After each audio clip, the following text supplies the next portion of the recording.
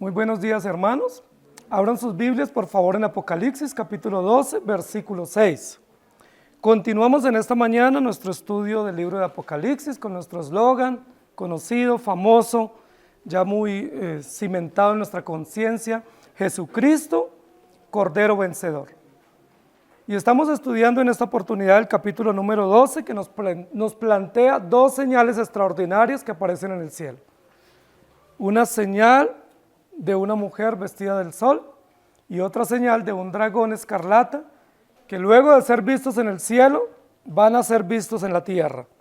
Una mujer encinta a punto de dar a luz y un dragón que está acechando el momento del nacimiento del bebé para devorar esta criatura que recién va a nacer. Un bebé que nace, versículo anterior, y es arrebatado al cielo. Y luego el versículo que nos corresponde hoy: y la mujer huyó al desierto, donde tiene lugar preparado por Dios para que allí la sustenten por 1260 días. Todo el enigma de las señales al comienzo del capítulo 12 se va descifrando y se va aclarando. Dijimos que la primera señal, que es una gran señal, una mujer vestida del sol, algunos dicen que representa a la nación hebrea y otros dicen que representa a María, y María que va a dar a luz. Pero ya hemos dicho que no puede ser la nación hebrea porque surge después de más de 2000 años de historia en el Antiguo Testamento, ni puede ser María porque la señal es claramente descrita como una señal simbólica. Si fuese una mujer real o una mujer literal, pues no sería descrita como un símbolo o como una señal. Primero eso.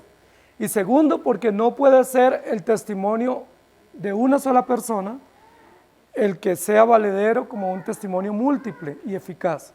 Hemos dicho una y otra vez lo que la Escritura dice, y es que para que el testimonio o cualquier testimonio sea válido debe tener constancia múltiple, o tiene que ser un testimonio múltiple.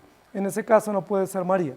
Y segundo, porque María no fue perseguida al momento de nacer, y mucho menos después del nacimiento de Jesús, no tuvo que huir para protegerse ella. Y aquí claramente dice que tuvo que huir al desierto para estar un tiempo. Entonces hemos dicho que esta mujer simbólica del libro de Apocalipsis representa el pueblo de Dios o los creyentes de todos los tiempos. El pueblo de Dios que a lo largo de la historia, desde Génesis hasta Apocalipsis, es perseguido, es acechado. No solo el hijo descendiente de esta mujer o de este pueblo, que es Cristo, sino toda la descendencia de la mujer es amenazada o es acechada desde el comienzo de la historia. Entonces, esta mujer simbólica no representa una mujer, sino representa un pueblo que es el pueblo de Dios. Pero llama mucho la atención que esta mujer inicialmente es vista de manera esplendorosa y gloriosa en el cielo, y luego ahora es vista como una mujer indefensa y una mujer que tiene que estar perseguida y huyendo al desierto. Es decir, hay toda una riqueza en la forma como se nos presenta, de manera gloriosa y resplandeciente, y ahora de manera indefensa y perseguida, es decir, objeto de persecución y de acechanza. Llama la atención también que esta mujer, que se enfrenta casi solitaria al momento del nacimiento, ahora tiene que enfrentarse a la huida o a la persecución. Y ya nosotros vemos en el cuadro que se nos presenta en el versículo 6, una realidad de mucho dolor y de mucha soledad.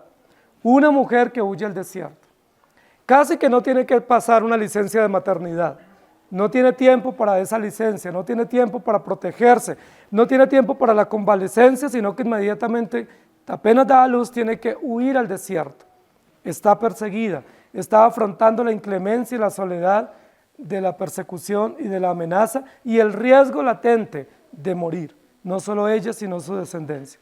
Es una mujer que está bajo riesgo, bajo amenaza. Esa es la situación de la mujer descrita aquí en el versículo 6. Pero algo muy interesante que vamos a encontrar es que dice que va a tener que huir a un lugar preparado por Dios. Y una de las cosas extraordinarias que tendremos que resaltar hoy en el texto es cómo todas las circunstancias y toda la provisión está preparada por Dios. Lo que más resalta en el texto hoy no es que esta mujer huya, sino que esta mujer huye a un lugar preparado por Dios. Es decir, la providencia de Dios, la soberanía de Dios en preparar un lugar oportuno, en preparar todos los medios, las circunstancias, todos los eventos, para que esta mujer sea guardada, sea preservada y sobreviva, aún en medio de cualquier hostilidad. Es decir, todo está preparado por Dios. La nota más alta en el versículo 6 no es que una mujer huye y es perseguida. No es el periodo en el cual ella va a estar perseguida o el cual tiene que salvaguardarse. La nota más alta en el texto es que Dios ha preparado un lugar para ella. ¿Me hago entender? Que Dios tiene todo bajo control, o que Dios tiene todo bajo su soberano designio, de tal manera que aún la huida, o aún la persecución, o aún la hostilidad que ella va a padecer, hace parte integral del propósito de Dios, de tal manera que ella no debe temer, ni tiene motivo por qué angustiarse. Preparado por Dios un lugar. Y a nosotros nos parece un poco trivial pensar que si esta mujer está amenazada y tiene que huir, pues que aún la amenaza y la huida hace parte del plan soberano de Dios. Y que aún esa circunstancia está preparada o está provista o está determinada por Dios para su propia gloria. Génesis 3:15 es la base práctica para entender este concepto de la huida y la preservación. Y pondré enemistad entre ti y la mujer, y entre tu simiente y la simiente suya. Esta te herirá en la cabeza y tú le herirás en el calcañar. Génesis 3:15 es la base estructural del pacto. Generalmente muchos lo llaman como la primer promesa del evangelio o el protoevangelio, o la promesa inaugural o fundamental o esencial del pacto eterno de la redención. ¿En qué consiste el pacto? El pacto consiste en que Dios determinó salvar un pueblo y que ese pueblo es manifestado desde el comienzo de la historia, que de la simiente de la descendencia de ese pueblo elegido vendrá el Redentor, pero que ese pueblo elegido y ese hijo redentor tendrá persecución y sufrirá opresión hasta la muerte, pero que de esa simiente hay esperanza, y la esperanza es eterna de redención a través de Cristo Jesús. Lo que nosotros estamos presenciando en Apocalipsis capítulo 12 es nada más ni nada menos que el cumplimiento de esta promesa de Génesis 3:15. Llevamos 4000 años de historia, un poco más, hasta cuando Juan escribe, y había antagonismo entre el pueblo de Dios y los enemigos del pueblo de Dios, entre la mujer y el dragón, entre el pueblo elegido y los enemigos del pueblo de Dios, entre la vida y la muerte, entre el bien y el mal. Un antagonismo que estaba profetizado, pero un antagonismo que ya se aseguraba desde el comienzo quién iba a ser el vencedor. Y el vencedor es Cristo y su pueblo salvado por gracia, ya son vencedores con anticipación. Algo que nos va a decir el texto aquí: y la mujer huyó al desierto donde tiene lugar preparado por Dios. La mujer huyó al desierto. ¿Cuál es el lugar preparado por Dios para esta mujer? El desierto. Si nosotros tuviéramos la oportunidad de irnos de vacaciones en estos días, pues yo creo que ninguno pensaríamos en irnos a un desierto a vacaciones. Pensaríamos a una buena isla, pensaríamos a un lugar rico, generoso, en provisiones, pensaríamos en un lugar donde estemos cómodos y todo esté provisto y suplido para nuestro bien. Porque ninguno de nosotros se iría a un desierto, ¿sí?, a unas vacaciones, y menos en familia. Pensaríamos en un lugar donde estén todas las condiciones para nosotros vivir, descansar y estar cómodos. Eso sería lo lógico, sería lo inteligente de parte nuestra. Pero la Biblia nos va a decir que esta mujer, al momento de huir o al momento de escapar para no ser presa de este dragón que quiere devorar a su hijo, ella va a huir a un lugar donde menos provisión tiene, es al desierto. Si usted tuviera que huir en una circunstancia de amenaza, ¿a dónde huiría? Posiblemente a una montaña, ¿sí? Posiblemente iríamos a un lugar donde estaremos ocultos, y no es el desierto, ¿sí?, una montaña, un valle, a otro lugar, pero no sería un desierto. Sin embargo, la Biblia dice que esta mujer huye a un desierto. La pregunta es, ¿le faltó sabiduría a esta mujer para elegir el lugar donde ella iba a huir? ¿Por qué escogió el desierto en lugar de escoger una isla o una montaña o una elevación o una roca donde ella pudiera estar protegida? Con toda seguridad que si nosotros estamos siendo perseguidos pues donde vamos a estar más seguros sería en una roca, o en una montaña, o en una isla, pero no en un desierto. Sin embargo, la Biblia dice, y la mujer huyó al desierto. Recuerden el hilo conductor de la historia. Ella está encinta, enfrenta los dolores del alumbramiento, hay un dragón frente a ella que quiere devorar la criatura, este bebé nace, es arrebatado y ella huye al desierto para protegerse. ¿Por qué huyó al desierto? En primer lugar, porque ese es el lugar preparado por Dios. ¿Qué significa que el desierto o ese lugar inhóspito sea el lugar preparado y dispuesto para Dios? ¿Qué enseñanza tiene eso para nosotros como pueblo? No estamos hablando de una mujer, estamos hablando de un pueblo que es representado o simbolizado en esta figura metafórica de la mujer. ¿Qué significa que el lugar preparado por Dios sea el desierto? ¿Por qué no un paraíso? ¿Sí? ¿Por qué no una granja provista de toda provisión? ¿Por qué no un lugar más seguro y más cómodo donde haya agua y haya protección y haya un buen oxígeno? ¿Por qué el desierto? Y nosotros vamos a encontrar varios ejemplos en la Escritura donde Dios a lo largo de la historia del pueblo, especialmente en la antigüedad, lo llevó a vivir al desierto. Recordemos que en la antigüedad, antes de existir el territorio que Dios dispuso, en el cual vivió su pueblo de manera permanente, ellos eran nómadas, es decir, vivían de un lugar para otro. Aproximadamente por 2200 o 2300 años, el pueblo de Israel, o el pueblo de Dios mejor, fue un pueblo nómada, un pueblo que no tenía lugar fijo y estaba de un lugar para otro. ¿Quién lo sustentó en ese periodo?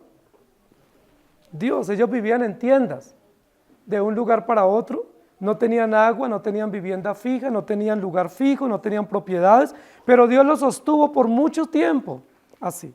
Luego, cuando ellos fueron llevados a Egipto, vivieron allí como esclavos, pero recuerden que Dios los sacó de Egipto y los llevó a la tierra prometida. Y durante un buen periodo, ¿dónde vivieron? En el desierto. Recuerden que esa travesía, más o menos, tardaba unos 40 días para atravesarla. Se podía cruzar en 40 días, era una caminata de un mes largo para atravesar el desierto. Sin embargo, Dios no los tuvo 40 días en el desierto, los tuvo 40 años. ¿Por qué Dios los tuvo en el desierto 40 años? ¿Cuál fue el propósito de Dios? ¿Qué quiso enseñarles? Uno pensaría, crucemos rápido el desierto y vayamos a la tierra que fluye leche y miel. Pero Dios dice todo lo contrario. Los voy a poner a dar vueltas, literalmente 40 años, para que aprendan. ¿Qué tenía que aprender el pueblo de Dios en el desierto? A depender del Señor.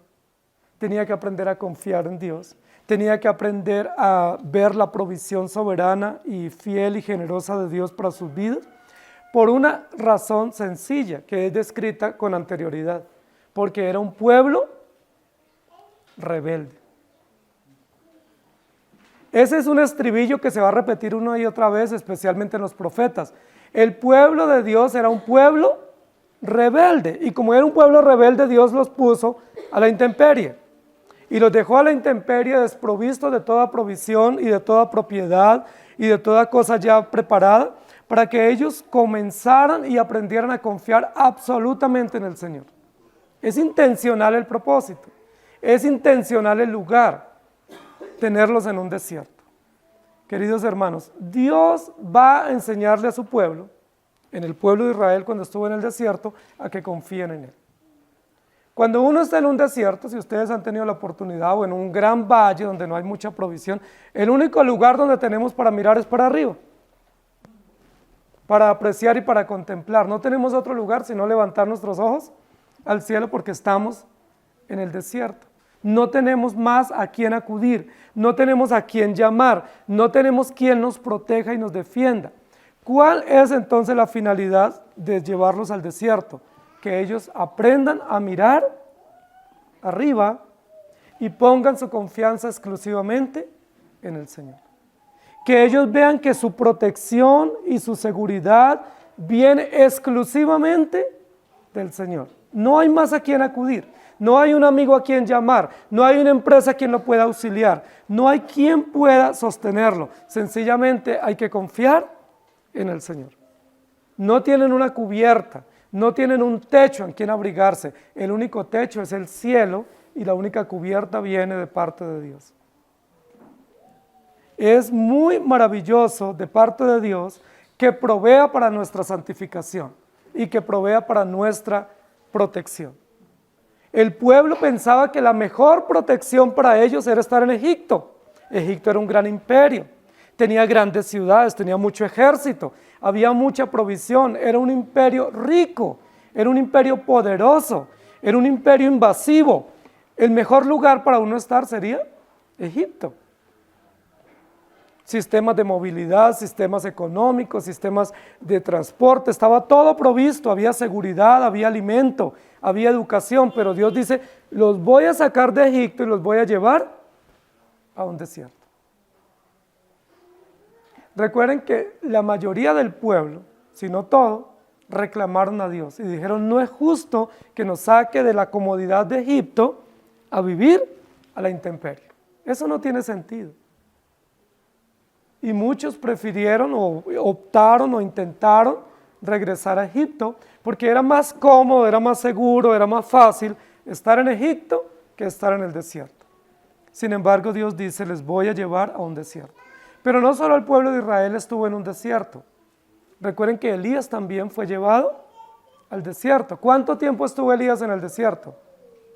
3 años y medio, básicamente, huyendo porque Acab y Jezabel lo querían matar y él tiene que ser llevado al desierto a vivir allá a la intemperie. Y en ese tiempo de soledad, pues llegó a la frustración, pensó que se tenía que morir, se ofuscó mucho porque él no aceptaba que debía vivir en esas condiciones. Entonces, ¿cuál fue el lugar que Dios dispuso para su pueblo? El desierto. ¿Con qué finalidad? Su santificación. Que ellos aprendieran a confiar y aprendieran a ver la provisión de Dios. Éxodo 19:4 dice, vosotros visteis lo que hice a los egipcios y cómo os tomé sobre alas de águila y os he traído a mí. Y luego, más adelante, en Primera de Reyes 19:3-8, quiero que leamos esto. Dice, viendo pues el peligro, se levantó y se fue para salvar su vida y vino a Beerseba, que está en Judá, y dejó allí a su criado. Y él se fue por el desierto un día de camino y vino y se sentó debajo de un enebro, deseando morirse. Y dijo, basta ya, oh Jehová, quítame la vida, pues no soy yo mejor que mis padres. Y echándose debajo del enebro, se quedó dormido. Y aquí luego un ángel le tocó y le dijo, levántate, come. Entonces él miró y aquí a su cabecera una torta cocida sobre las ascuas y una vasija de agua. Y comió y bebió, y volvió a dormirse. Y volviendo el ángel de Jehová la segunda vez le tocó diciendo, levántate y come, porque largo camino te resta. Él se levantó pues y comió y bebió, y fortalecido con aquella comida caminó 40 días y 40 noches hasta Horeb, el monte de Dios. ¿Dónde estuvo Elías? No estuvo en un palacio. Fue echado del palacio para vivir en un desierto por un tiempo. Deuteronomios 8:2-4 dice, y te acordarás de todo el camino por donde te ha traído Jehová tu Dios estos 40 años en el desierto. ¿Para qué? Escuchen, para afligirte, para probarte, para saber lo que había en tu corazón, si habías de guardar o no sus mandamientos. Y te afligió y te hizo tener hambre. Y te sustentó con maná, comida que tú no conocías, tú ni tus padres la habían conocido, para hacerte saber que no solo de pan vivirá el hombre, mas de todo lo que sale de la boca de Jehová vivirá el hombre. Tu vestido nunca se envejeció sobre ti, ni el pie se te ha hinchado en estos 40 años. ¿Cuál fue el lugar que Dios dispuso para su pueblo? El desierto. ¿Con qué finalidad? Probarle, santificarle, saber lo que había en su corazón. Cualquiera de nosotros pensaríamos que esta terapia de choque es muy fuerte para el pueblo y que no es sabio de parte de Dios, que no es justo de parte de Dios que siendo sus hijos y siendo sus príncipes y sus princesas, como dicen muchos, que Dios tenga que probarnos y afligirnos y llevarnos a un desierto a pasar hambre y necesidades. Nosotros pensaríamos en nuestra dignidad y nuestro criterio humanista que eso no es justo. Lo más justo pensaríamos nosotros es, pues si Dios me ama, pues póngame a vivir bien. Si yo soy su hijo y si Él tiene un plan tan hermoso para mí, pues lléveme a un palacio y provéame todas las condiciones y toda cantidad de manjares para que yo no pase necesidades. Ese sería nuestro pensamiento. Y ese es el pensamiento que prima en el pueblo que se llama cristiano hoy en día. Si somos hijos del rey, tenemos que vivir en estrato 14 y tenemos que tener solvencia económica y tener todas las comodidades. Ni siquiera enfermedad, ni siquiera hambre tenemos que pasar. Pero ustedes acaban de escuchar lo que la Biblia dice. Dios dispuso que su pueblo, mientras esté aquí en la tierra, pase por un desierto. Y ese desierto es provisto por Dios y la finalidad es santificarnos. Y que nosotros miremos al Señor y nos arrepintamos de nuestra rebeldía y le digamos, Señor, tú eres nuestro Dios, ten misericordia de nosotros. La mujer, dice la Biblia, huyó al desierto, lugar que Dios había preparado para ella. ¿Cómo les parece, querida iglesia? Ahora, algunos piensan que ese desierto aquí en la tierra es un desierto muy esporádico. Es decir, que de mis 80 años de vida, posiblemente una vez en mi vida paso por un pequeño desierto, de un mes o unos 6 meses. Pero la Biblia lo que está diciendo es que esta mujer, casi desde Génesis, capítulo 3, tiene que huir al desierto y tiene que ser preservada allá o guardada allá, porque ese es el lugar que Dios ha provisto. Decir que la iglesia aquí en la tierra es un pueblo triunfante y victorioso y que tiene todas las comodidades y que tiene las riquezas y que tiene el bienestar, pues va en contradicción con lo que dice la Escritura. Recuerden dónde se vio esa mujer gloriosa y esplendorosa. En el versículo 1. Es la señal que se ve en el cielo. La posición o la condición o el estado permanente de la iglesia es que pertenece al cielo. Y por pertenecer al cielo, al reino de Dios, está gloriosa y esplendorosa en la presencia de Dios. Pero mientras ella trasega acá en la tierra, mientras peregrina acá en la tierra, ¿en qué lugar está? En un desierto. Mientras ella está en ese peregrinaje constante, el pueblo de Dios y los creyentes, permanece en un lugar que Dios ha preparado para ella. Ahora, llama mucho la atención que ese desierto, que es un lugar inhóspito, también es un lugar preparado por Dios. Es decir, aún los sufrimientos o las adversidades o las soledades o el desierto es preparado por Dios. Y si es preparado por Dios, significa que Dios nos va a guardar en ese lugar. Es decir, no es un lugar que ella eligió por sí misma. No es un lugar que esta mujer procuró, sino es el lugar donde Dios la dirigió para ser guardada, porque es un lugar preparado por el Señor. Lucas 1:18 dice, y el niño crecía y se fortalecía en espíritu y estuvo en lugares desiertos hasta el día de su manifestación a Israel. Nos habla de Juan Bautista. Gálatas 1:17 y 18. Ni subí a Jerusalén a los que eran apóstoles antes que yo, sino que fui a Arabia y volví de nuevo a Damasco. Después, pasados 3 años, subí a Jerusalén para ver a Pedro y permanecí con él 15 días. Pablo también estuvo un buen tiempo, unos varios años, en Arabia, en un desierto, preparándose para servir al Señor. Y recuerden que Juan, que está viendo la visión, también estaba en este momento en un desierto o en una isla hostil. No era una isla paradisiaca, era una isla hostil, una isla rocosa, una isla inhóspita, y él tuvo que permanecer los últimos años de su vida mientras fue torturado, mientras fue juzgado por el imperio, y Dios le dio la oportunidad de escribir el libro de Apocalipsis, libro que es de mucha esperanza para nosotros.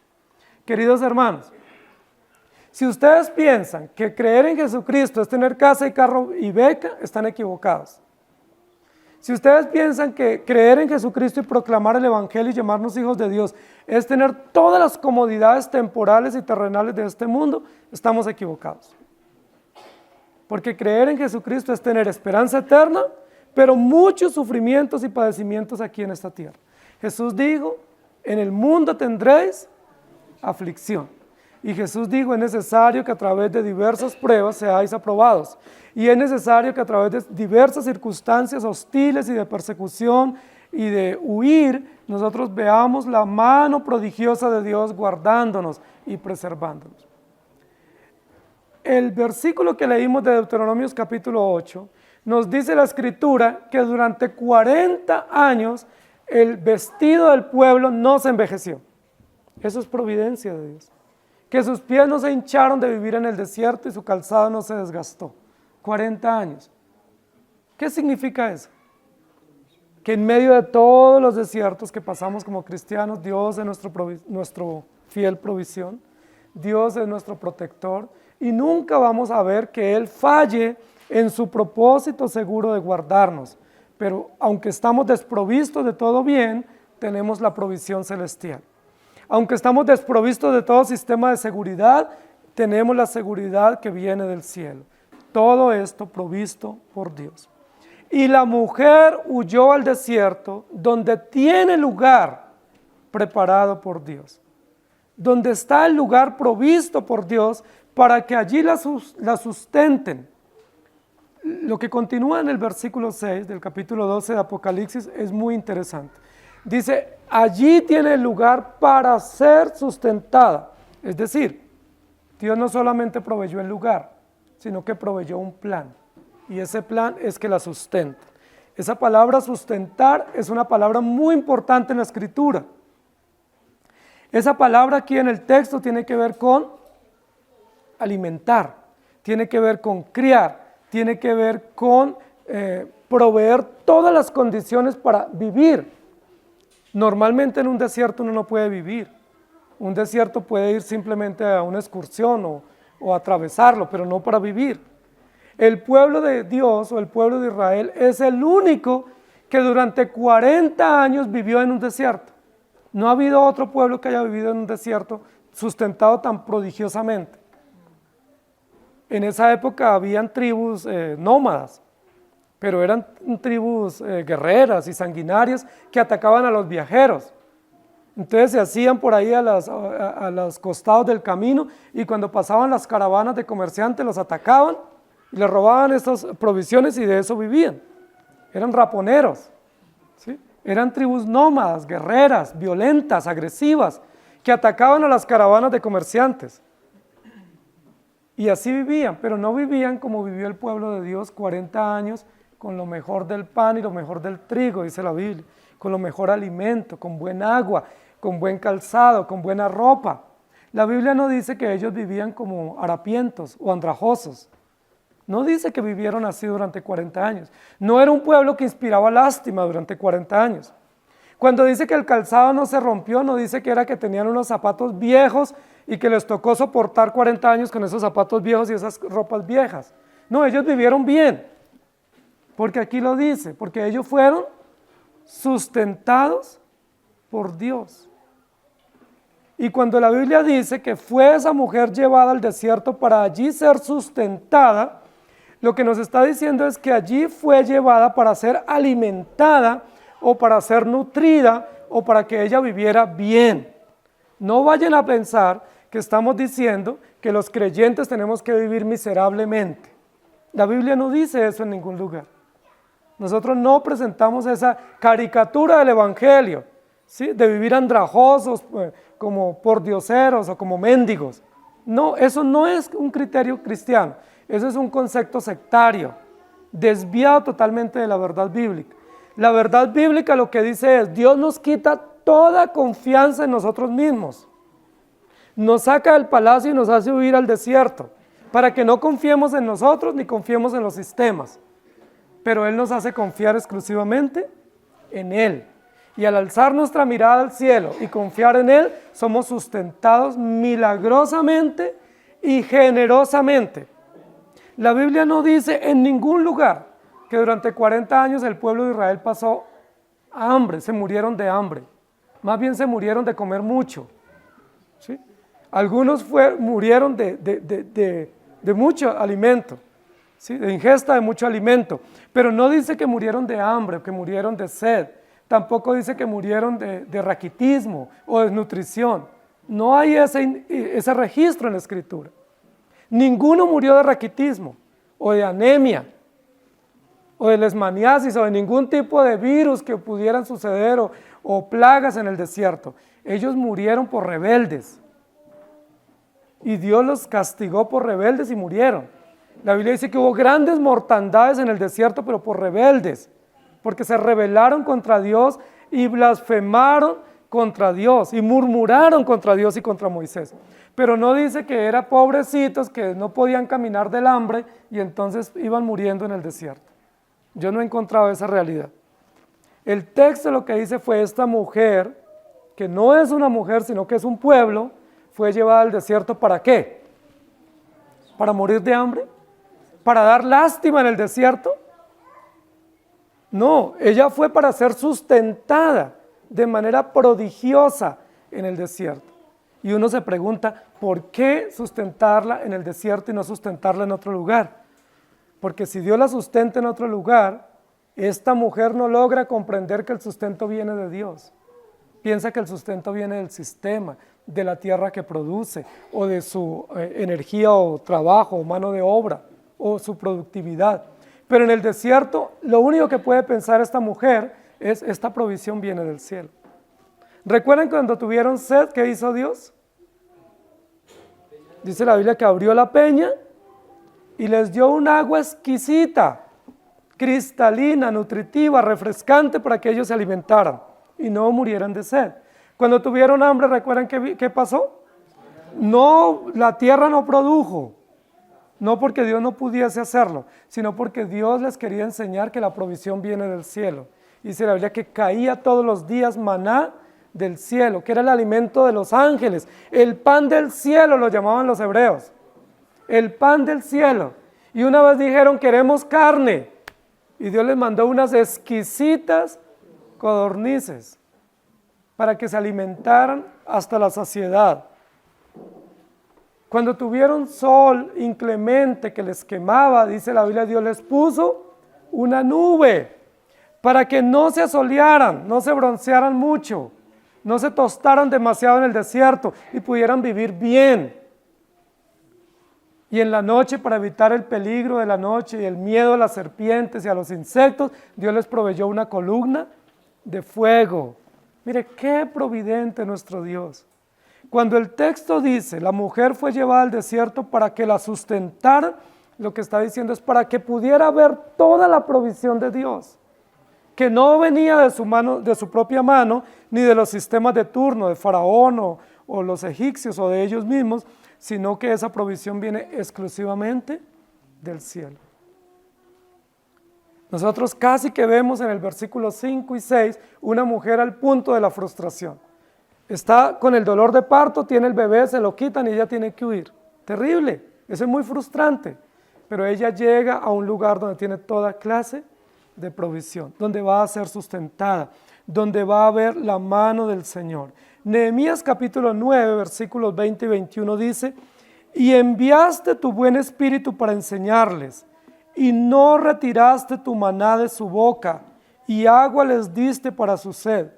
Los sustentaste 40 años en el desierto, de ninguna cosa tuvieron necesidad, lo que les estaba diciendo. Sus vestidos no se envejecieron, ni se hincharon sus pies. ¿No es eso maravilloso? Uno se imagina un pueblo en el desierto lleno de necesidades, andrajosos, pordioseros, mendigos y desnutridos. No, el pueblo vivía bien, robusto, tenían buenos becerros para ofrecer, tenían corderos para ofrendar, becerros engordados. ¿Cómo fueron alimentados sus becerros, sus ganados en el desierto? ¿No se han preguntado ustedes? Había maná y codornices para los seres humanos, pero ¿qué había para los ganados? Dios los nutrió y los alimentó, porque durante esos 40 años ellos tenían que ofrecer sacrificios semanales a Dios, ellos tenían que alimentarse, y la Biblia dice que tenían ganados. Las mujeres durante 40 años dieron a luz en el desierto, No tenían las condiciones médicas de parteras y asistencia como tenían en Egipto, pero Dios las asistía. La Biblia no registra de una mujer que murió teniendo un bebé en el desierto, ni de niños que se murieron al nacer o por muerte súbita, o por falta de vacunas o de cuidados. La Biblia lo que registra es que Dios sustentó a su pueblo. La palabra sustentar es una palabra muy amplia en el texto bíblico, porque sustentar no es simplemente darle agua y pan. Eso sería un alimento básico, sería una ración básica. Sustentar es toda clase de beneficios para vivir bien.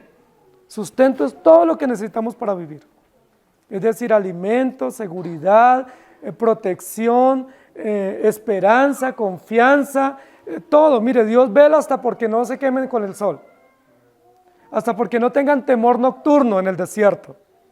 Dios veló, todo eso hace parte del sustento de Dios para su pueblo. Deuteronomios 32:10 dice: le halló en tierra de desierto y en yermo de horrible soledad, lo trajo alrededor, lo instruyó, lo guardó como a la niña de su ojo. Salmo 78:25 dice: pan de nobles comió el hombre, les envió comida hasta saciarles. Pan de nobles, es decir, alimento de ricos.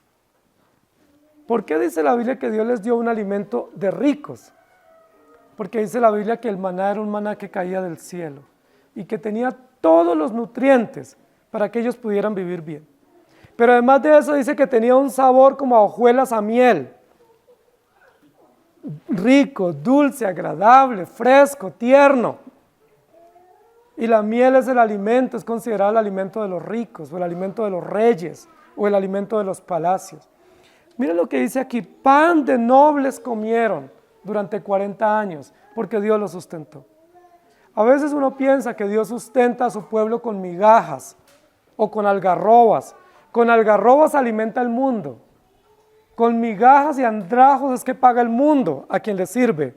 Pero Dios a sus hijos y a su pueblo les paga bien, los sustenta generosamente. Ahora, eso no significa estrato 14.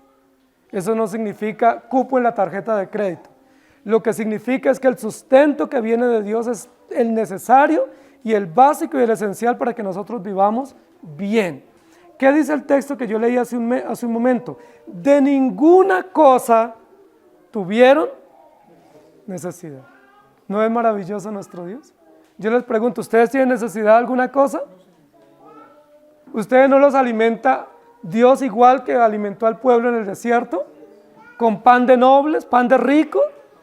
Nunca falta el alimento en nuestra mesa. Nunca falta el alimento en la alacena. Nunca falta un techo para vivir con dignidad. No hemos tenido que salir a las calles a pedir limosna, ni hemos tenido que vivir debajo de una alcantarilla, debajo de un puente, ni arropándonos con un cartón. Que yo sepa, todos ustedes viven bien, vivimos bien, tenemos todas las condiciones, pero además de eso tenemos esperanza, tenemos seguridad, tenemos confianza, no vivimos de frustración ni vivimos de angustia, no vivimos atemorizados. Tenemos gozo y gratitud para vivir. ¿No es así? ¿O estoy equivocado? Porque aunque estemos en el desierto, no estamos desprovistos de toda clase de bien. Dios nos ha llevado al desierto para que confiemos en Él. Y ha permitido situaciones adversas y situaciones difíciles para que nosotros levantemos nuestra mirada a Él. Pero al levantar nuestra mirada hemos sido sustentados milagrosamente por nuestro Dios. La mujer huyó al desierto donde Dios preparó un lugar, pero no solo Dios preparó un lugar para ella, sino que preparó un plan, una ración, una provisión, el sustento. El Salmo 23, que es un salmo muy conocido por nosotros y que con frecuencia lo recitamos, dice que Él es nuestro sustentador. El Señor es mi pastor, nada me faltará. En lugares de delicados pastos me hará descansar. Junto a aguas de reposo me pastoreará, confortará mi alma, me sustentará y me guiará aún en valles de muerte.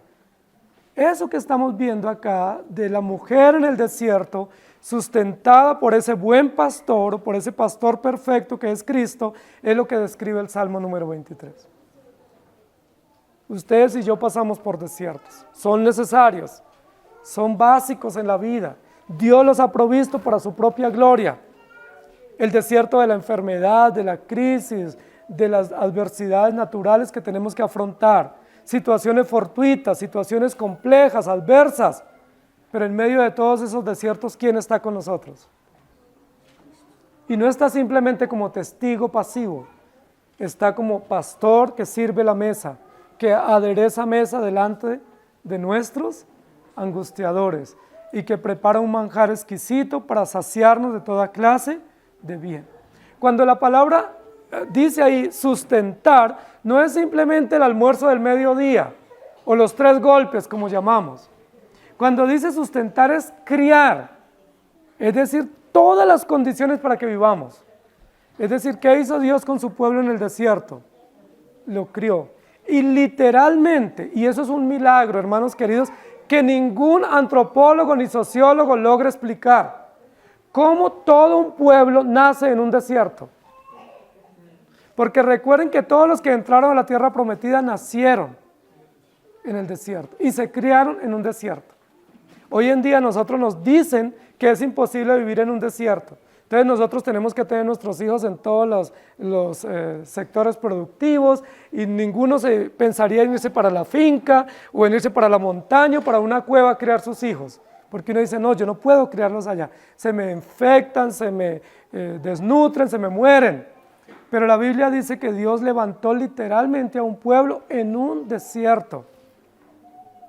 Ustedes se imaginan esa cantidad de mujeres en embarazo en un desierto y ya en la semana 40 y preparando el ajuar y preparando el shower en el desierto y nacieron esas criaturas en unas condiciones que uno diría imposible vivir, pero vivieron los hebreos 40 años y no les faltó absolutamente nada para vivir. Eso es un milagro de Dios. Nadie lo explica. Científicamente, racionalmente no se puede explicar. Lo único que podemos decir es Dios sustenta a su pueblo milagrosamente. ¿Por qué lo hace? Porque Él es Dios, porque la iglesia es suya, porque el pueblo le pertenece a Él. Aún en medio de la rebeldía, Dios no nos deja morir de hambre. Pudiera hacerlo, pero no lo hace, porque Él es Dios fiel, justo y compasivo. Esta mujer huyó al desierto que Dios le preparó y allí fue sustentada. Recuerden que de todos los desiertos del mundo, este desierto es de los desiertos más inhóspitos y peligrosos. Y fue allí donde Dios lo sustentó. Y fue allí donde un pueblo floreció. Y fue allí donde floreció la esperanza del pueblo de Dios. Y fue allí donde el pueblo tenía un templo para adorar a Dios, un tabernáculo móvil, una tienda móvil. Se reunían para adorar a Dios. Y uno dice, ¿cómo hacían? ¿Cómo ofrecían sacrificios? ¿Cómo mataban animales? ¿Cómo criaban a sus hijos? No tenían sistemas de salud, no tenían sistemas de higiene, no tenían agua potable, no tenían ningún sistema de protección médico, civil. ¿Quién los protegió? Yo les pregunto, ¿no hace Dios así con nosotros hoy? ¿O ustedes tienen del gobierno algo? ¿O ustedes reciben pensiones y subsidios para vivir? ¿De qué viven los creyentes? A veces ni siquiera tenemos trabajos muy remunerados. Pero tenemos un Dios generoso y fiel que nunca nos falta. A veces tenemos pequeños ingresos, pero esos pequeños ingresos Dios los extiende y los multiplica. A veces no tenemos para ir a la boutique a comprar o al centro comercial, pero nunca falta la ropa en el closet. Y tenemos de sobra, gracias a Dios. A veces no tenemos para ir al supermercado a comprar, pero el mercado nunca falta en nuestra casa. ¿Eso cómo se llama? La provisión generosa de nuestro Dios. Porque Dios nos quiere enseñar en el desierto a que levantemos nuestra mirada a Él y digamos, nuestra esperanza viene únicamente de ti. Tú nos sustentas. No nos sustenta el gobierno. Gracias a Dios por eso. No nos sustenta una persona. No nos sustenta nuestro propio trabajo. Nos sustenta nuestro Dios. de forma milagrosa, de forma generosa, de forma fiel, porque Él así lo ha prometido. El pueblo de Dios, representado en esta indefensa mujer, en una mujer que debiera estar convaleciente, tiene que huir al desierto, pero no muere. No es el hazmerreír de la sociedad, no es el hazmerreír de los viajeros, no, es un pueblo que más bien infunde terror a los viajeros. Los pueblos nómadas que habían en el desierto, en lugar de atacar a los hebreos, que estaban indefensos, entre comillas, más bien tienen terror de ellos. ¿Recuerdan que algunos le mandaron comitivas diciendo, por favor, no nos ataquen a nosotros?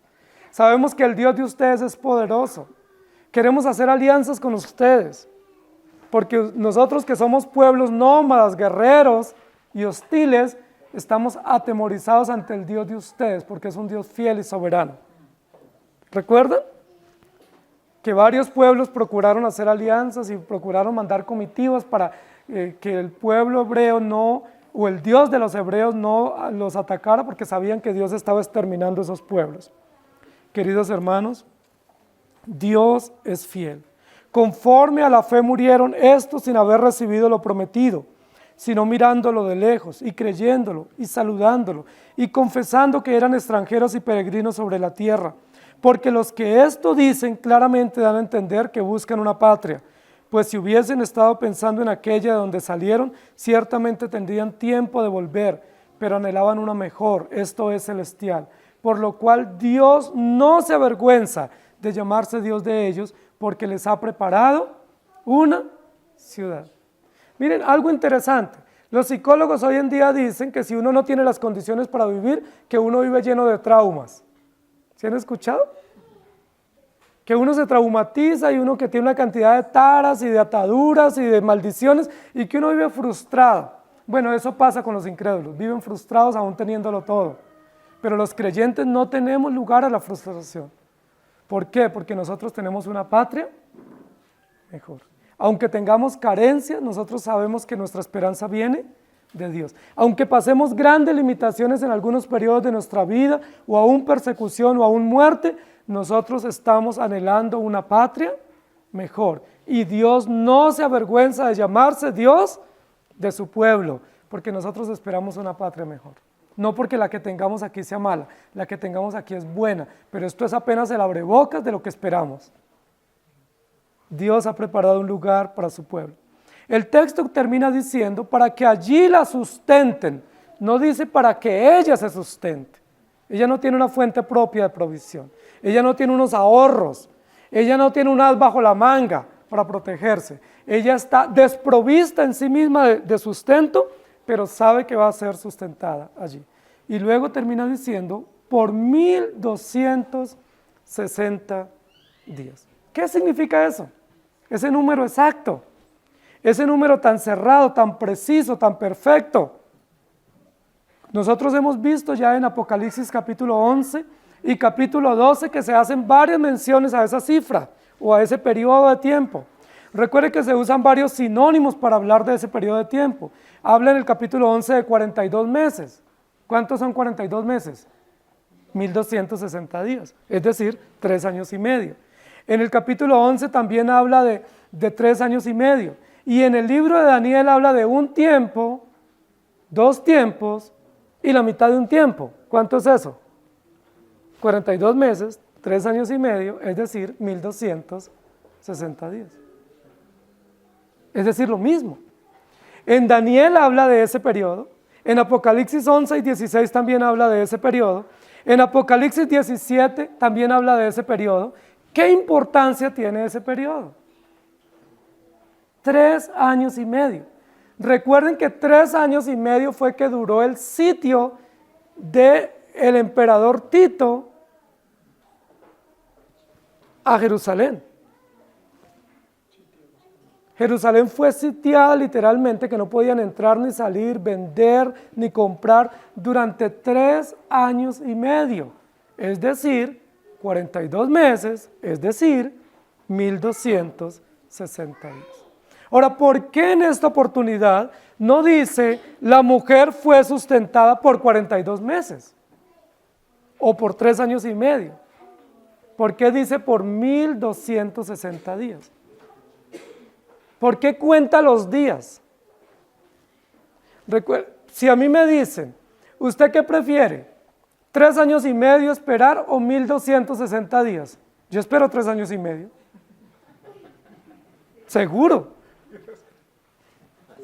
Porque me parece que es un tiempo más corto y que lo entiendo más. Pero si me dicen 1260 días, yo digo, ¿cuánto será eso? Bueno, pues 3 años y medio. Es decir, es más difícil contar los días que contar los meses o los años. Es mucho más difícil contar los días. Y cuando nosotros estamos en sufrimiento, nosotros contamos los días. Cuando viene el sufrimiento, cuando viene la persecución, cuando estamos en adversidad, nosotros no contamos años, nosotros contamos días. Eso le pasa a los presos. Los presos están contando los días. O eso le pasa a una persona cuando está en la clínica o cuando está en una cama. No, es que llevo tantos días acá. Y uno dice, a mí me parece que apenas lleva un mes. Dice, por eso llevo 30 días. Es decir, ellos cuentan los días porque cada día cuenta de su dolor, de su realidad, de estar indefenso, de estar desprovisto. Lo que está diciendo aquí la Escritura es, esta mujer va a ser sustentada cada día de su sufrimiento. No cada año, por supuesto lo es también. Pero la figura aquí es, cada día, cada momento va a ser sustentada. Es muy diferente que yo le diga a ustedes, mire, conmigo cuentan este año, a que yo les diga, mire, 365 días del año, 24 horas al día ustedes pueden contar conmigo. ¿Se dan cuenta que es diferente? Porque cuando uno le dicen, cuenta conmigo este año, pues de pronto uno llega el 24 a la cena. Pero cuando uno le dicen, cuenta conmigo todos los días, uno sabe que en cualquier momento esa persona está dispuesta para uno. O 7 por 24, ¿cierto? O 24 horas al día usted puede contar conmigo. Es lo que está diciendo aquí Dios. Esta mujer va a ser sustentada las 24 horas del día de los 1260 días, es decir, de todo el periodo del sufrimiento. Lo que está diciendo el Señor es, el sustento de Dios es en detalle todos los días y los segundos y los minutos de nuestra existencia. No hay un día o no hay un momento en el que el Señor abandone a su pueblo a vivir a la intemperie. Todos los momentos de nuestra vida estamos siendo sustentados por el Señor. Y eso se llama teísmo.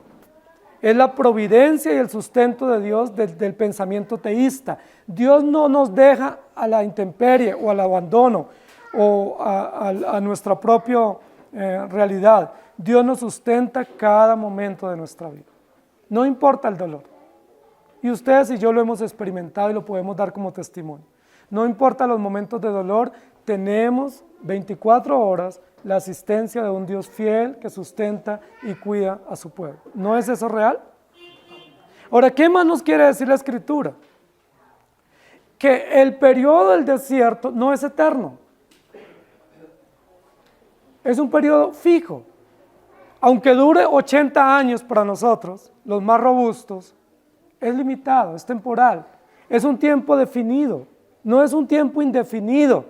Sería muy doloroso, sería caótico para una persona en sufrimiento que uno le diga, yo no sé cuánto va a tener que pasar acá. Usted llega aquí a la clínica, pero no sabemos cuándo vaya a salir. O usted entró a la cárcel, pero no sabemos si algún día salga. Eso sería terrible, que Dios dijera a su pueblo, los voy a pasar por un desierto, pero ni se sabe. Sería de mucha más carga emocional y de aflicción. Pero ¿saben qué es esperanzador para nosotros? Que Dios nos diga, no, es limitado el sufrimiento. El desierto es limitado, está ya determinado, hay un periodo, hay un intervalo que se conoce con precisión y se puede contar y se puede medir. Solamente 1260 días. Es decir, es un periodo corto. Porque con relación a la existencia nuestra, ese es un periodo corto. Con relación a lo que es la historia, es un periodo muy corto. Es decir, el sufrimiento es limitado. Mientras la gloria es eterna, el sufrimiento es temporal. Mientras la patria celestial es ilimitada, todos los dolores o las aflicciones o carencias o circunstancias que pasamos aquí son temporales. 1260 días. Pues yo quiero que ustedes piensen, ¿qué significan los 1260 días? ¿El sitio de Jerusalén? Esa es la postura historicista y dispensacionalista. Nosotros no tenemos esa postura. Nosotros no podemos decir que los 1260 días obedecen a un momento histórico específico para Jerusalén. La pregunta es, ¿y el resto? ¿Y nosotros? Es decir, no aplicarían los 1260 días. Y si no aplica, no somos parte del pueblo de Dios. Es decir, no estamos representados en la mujer. Entonces, ¿qué significa ese periodo de 1260 días? Yo quiero que ustedes vayan conmigo al capítulo 11 y recuerden que 1260 días fue el periodo en el cual los dos testigos predicaron. Ellos predicaron por 1260 días. ¿Se acuerdan? Los profetas. Y recuerden que esos dos testigos, ¿qué otros símbolos se dieron para identificarlos? Primero eran dos profetas. Eran dos testigos, pero también fueron llamados dos olivos, que eran símbolos del pueblo hebreo. Y también fueron llamados dos candeleros, que era uno de los elementos del templo y del tabernáculo. Es decir, no se está refiriendo al sitio de Tito en Jerusalén en el año 70 o en el año 66 hasta el 70. Está hablando de todo el periodo de los profetas del Antiguo Testamento.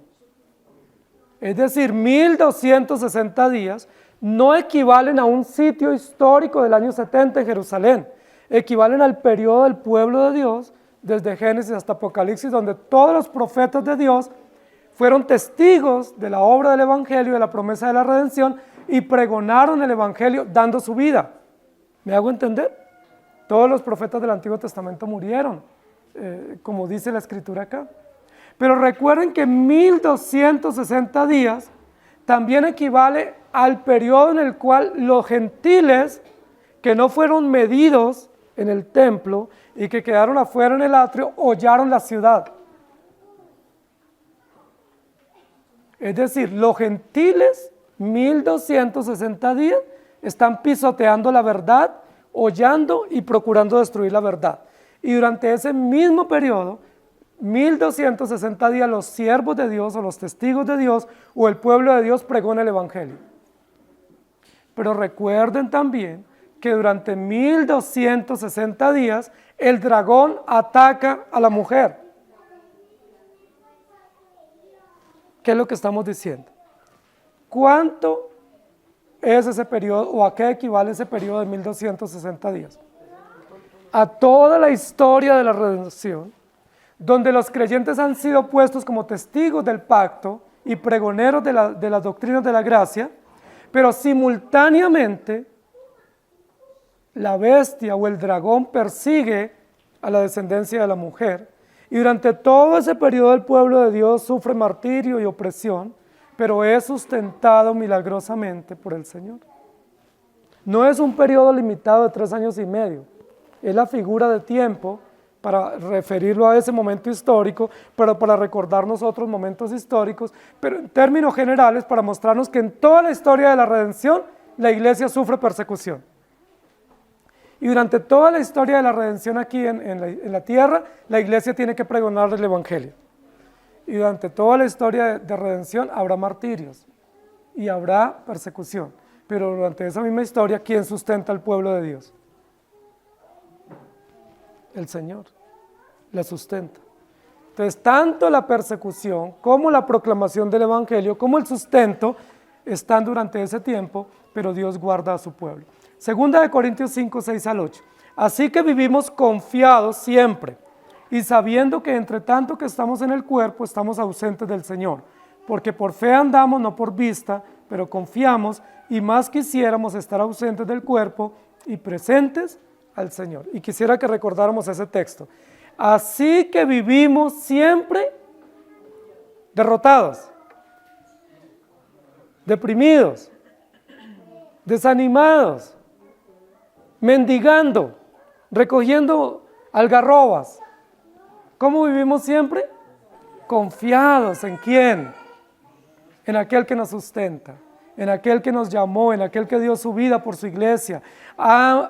Estamos confiados y con grandes ansias Tenemos unas ansias enormes, incontrolables, pero no es ansias por ganarnos el baloto, ni por tener más dinero, ni por irnos para Hawái. No es ansias de tener dinero en la billetera, ni vivir en estrato 14. Eso no son las ansias del creyente. Las ansias del creyente es una patria mejor. Estamos con ansias de una patria eterna y segura, que ya tenemos las arras por la promesa y a la cual queremos llegar por la gracia de nuestro buen Dios. Todo preparado por Dios, el lugar, las circunstancias, el plan y el tiempo provisto por Él.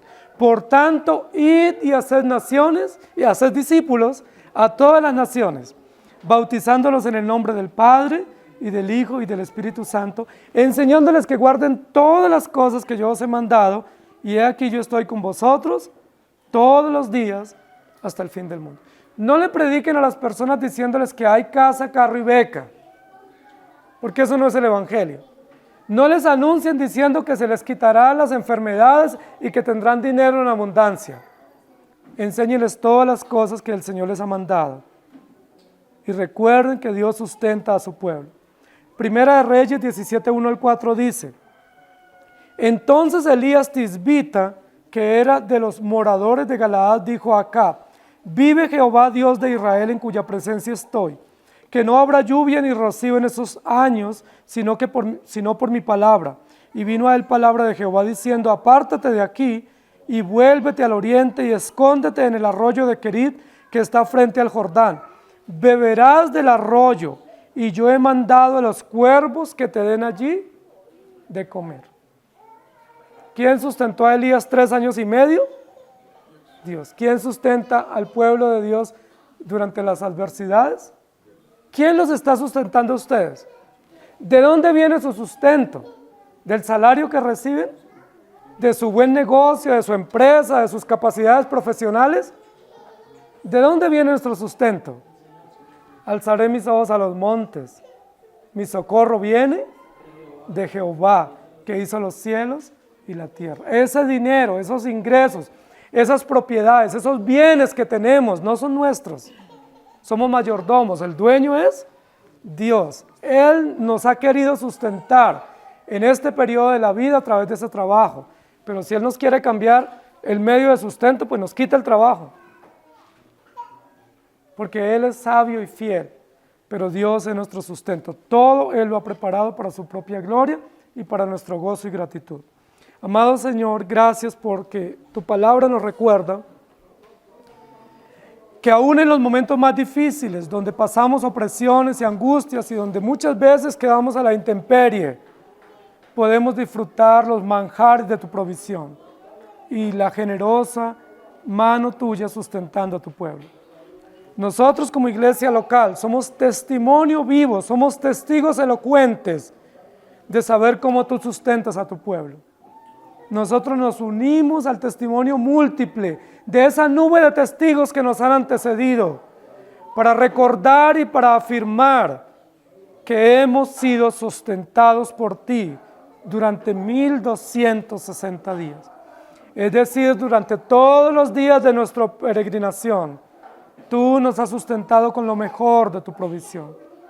No solamente nos das el alimento material, que es generoso y nutritivo, sino que nos alimentas con tu palabra. Todos los días tu palabra está en nuestra mesa. Tu palabra está servida en nuestro corazón. El Evangelio nos ha sustentado para que vivamos para ti. Nuestras relaciones, nuestros hogares, nuestros trabajos han sido sustentados por tus principios absolutos. Y te damos gracias, porque no nos sustenta este gobierno, ni nos sustentan nuestros padres, ni nos sustentan nuestras propias manos para el trabajo. Nos sustentas tú de manera fiel y abundante. Gracias porque no somos un pueblo mendigo, no somos un pueblo que inspira lástima, somos un pueblo rico y abundante por tu generosa provisión. Somos familias que viven bien, familias que viven generosamente, que tenemos para compartir, tenemos para dar, tenemos para ayudar. ¡Cuán bueno eres tú! No vivimos de migajas. Aderezas mesa delante de nuestros angustiadores. Nos pones banquetes aún en medio del desierto. como los que hoy tenemos y como los que vamos a degustar hoy, para que confiemos y veamos que tú eres generoso y fiel. No tenemos nada que añorar al mundo. No tenemos por qué ir al patio a desear lo que comen los impíos, que son algarrobas que no les nutren. Nosotros tenemos tu generosa provisión que se traduce en paz, en esperanza, en buen vivir, en buenos modales, en principios absolutos, pero también en una alacena abundante para nosotros y nuestros hijos. Te damos gracias porque eres fiel y porque podemos confiar en ti. Así sustentas a tu pueblo. El dragón queriendo devorarnos, pero tú protegiéndonos. El dragón que se saborea para que nosotros corramos tras de sus desvaríos, pero tú sustentándonos con tu palabra fiel. Gracias te damos. Ayúdanos a estar confiados, satisfechos en ti y vivir agradecidos. En Cristo Jesús. Amén. El Señor les bendiga, hermanos.